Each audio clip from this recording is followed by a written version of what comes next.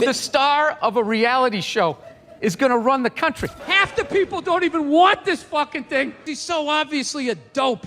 He's so dumb. Bill Burr, the unapologetic comedy sniper, just destroyed Donald Trump on live TV, and Trump is definitely not laughing. The man went all in, mocking everything from Trump's fast food obsession to his legendary spray tan without a shred of hesitation. When Trump went to McDonald's, wasn't that amazing? That's the only time I've ever seen that guy truly happy. If Trump thought he was untouchable, Burr just proved that no amount of power or bronzer can shield him from a savage roast. And can you believe where he started? Straight from calling Trump a toddler with nuclear codes. Stupid the way that they handled Trump. What do you mean? You should shut up. What- He's a narcissist. Neutral energy. It summed up everything wrong with the idea of him having that kind of power. Burr wasn't randomly throwing insults. He pointed out how Trump reacts without thinking, how his ego controls his decisions, and how someone like that had access to weapons that could wipe out entire countries. Trump built his whole image on being strong and dominant, but Burr showed how predictable and easy to provoke he actually is. He fired officials because they didn't flatter him enough. It's like, oh my God, was that empathy? Of the people, Donald? He spent years on social media feuding with comedians and reporters instead of running the country. Burr laid it out with one punch. Someone who takes every little comment personally should not be in charge of military decisions. The crowd laughed, but there was nothing funny about the reality of it. Then Burr took aim at what he called the one-hit wonder problem. Yeah, you think he'd go away? If You know we what I think he stopped- was? I think he was a one-hit wonder. Right? He wrote the twist. And then that was it. He was on the casino circuit, and then you Yeah. idiot liberals wrote him twist again when Yeah. you indicted him. And Yeah. now he's a martyr. And now he's he's got coming back, the Jimmy. pep- A president who loses should quietly step away and fade into the background. That did not happen. Trump stayed in the spotlight, getting even more attention than before. He turned every lawsuit, every scandal, every piece of bad press into fuel for his image. He didn't just survive these things, he used them. Burr made it clear that Trump's staying power is not because of strategy or intelligence. Both die of natural causes before the election. And maybe you could get somebody that still has something to live for. He thrives on chaos. His critics scream, and he turns their outrage into more attention. His ability to keep himself relevant is not about skill. It is about knowing that if people keep talking, he stays in the game. This year, you're not going to get a visit from Santa, but you are going to get a visit from the Secret Service. That led straight into Burr's next attack, how people still act like they don't know where they stand on Trump. The idea of undecided voters is ridiculous. I am so psyched that this stupid election is finally over. Took forever. Like, you know? Trump has been in headlines for years. There is no mystery left. The election cycle drags on like an overhyped reality show. The debates, the campaign ads, the endless discussions, none of it matters. People have already chosen their sides. Trump plays into this perfectly. He is not a politician, he is an entertainer. Everybody knew who they were voting for 4 years ago. And then they just drag you through a year and a half of this stuff. His campaign is not about policies or leadership. It is about making sure he is always the center of attention. Burr pointed out the obvious. Trump is not winning because of political genius. Like, who was sitting there watching the debate like still not decided? Two of the most polar opposite people ever. It's like, all right, let's see. What does the orange bigot have to say? Then Burr shifted to something even weirder. Trump's obsession with fast food.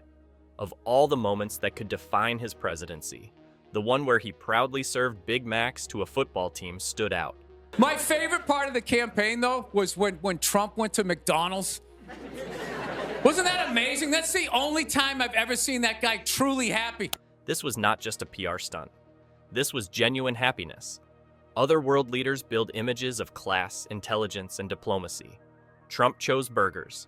Burr pointed out how bizarre it is for a man who constantly brags about being rich to act like a college student surviving on drive-through meals. This is not about what he eats. It is about image. Trump wants to be a billionaire who still seems like a regular guy. Burr showed how ridiculous that is. That is when Burr went further. joking that Trump probably thinks the nuclear codes are just the recipe for a secret sauce. Like he was glowing.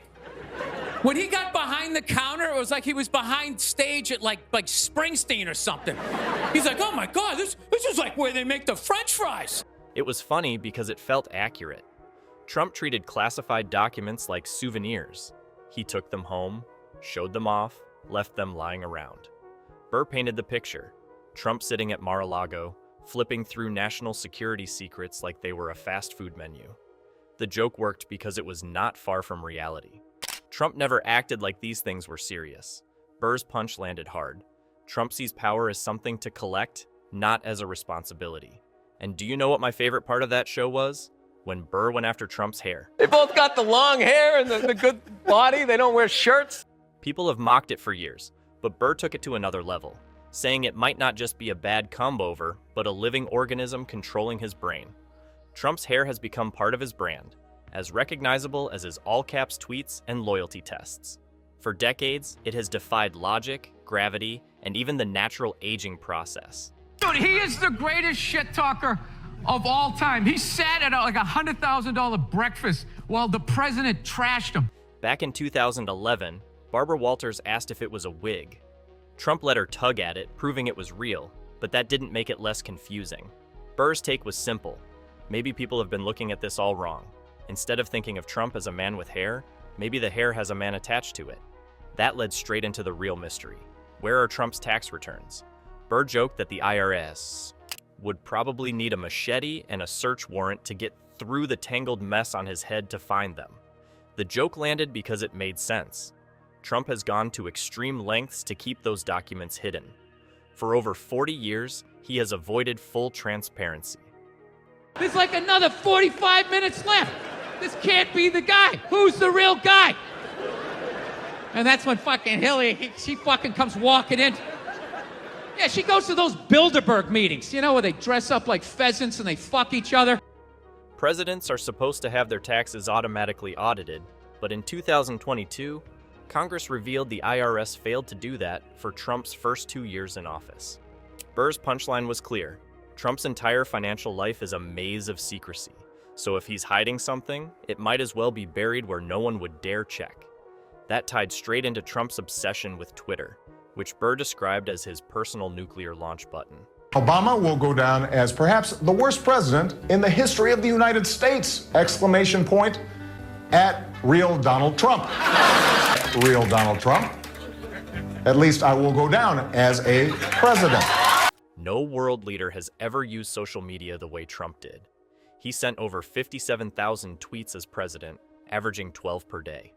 Other leaders were in meetings, reviewing security briefings, or passing laws. Trump was online at 3 a.m., ranting in all caps, eating cold fast food, and feuding with celebrities. In 2019 alone, he tweeted more than 7,700 times.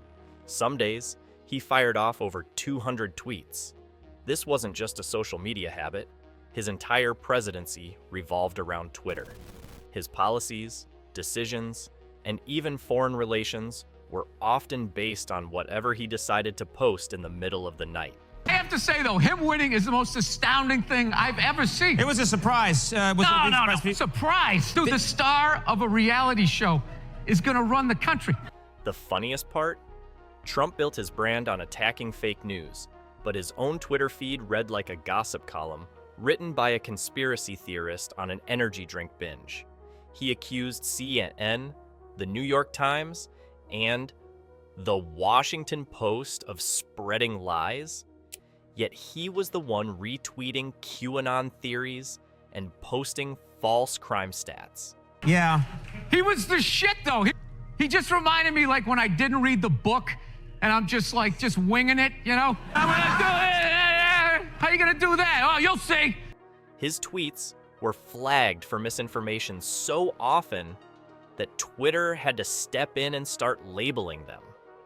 By January 2020, it was so bad that Twitter finally banned him. The irony was obvious. Trump, who spent years screaming about fake news, was one of the biggest sources of chaotic, unverified nonsense on the platform. So if you want to know who's torching Trump next, Smash that subscribe button like it's a plate of McNuggets at Mar-a-Lago.